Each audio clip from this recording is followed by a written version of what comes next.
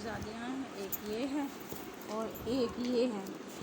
ये सीधी होके बैठे ना, ज़रा आप सीधी होके ज़रा आप बैठें, आपके काम चेक कराऊँ मैं। ये देखें, और इन्होंने जो एक डब्बे पे लड़ाई की है, तौबा मैं कान पकड़ के बैठ गई, या अल्लाह मुझे माफ़ कर दे। और ये डब्बा था ये वाला, वो कह रही है मेरा मोबाइल है, वो कह रही है मेरा मोबाइल नहीं, डस्टबिन में नहीं फेंकना।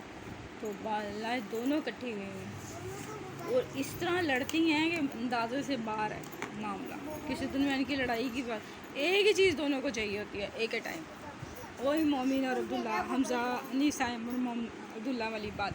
अच्छा चाचू को बताओ, आप लड़ी हो फिर?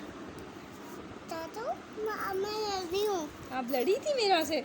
मेरा से लड़ी थी। चाचू कैसे, आप मीरा से लड़ी थी? मेरा से लड़ी थी। क्यों लड़ाई की थी? ये चाहिए था आपको? मीरा आपने आपी से लड़ाई की थी? आपी से लड़ाई की थी? की थी लड़ाई?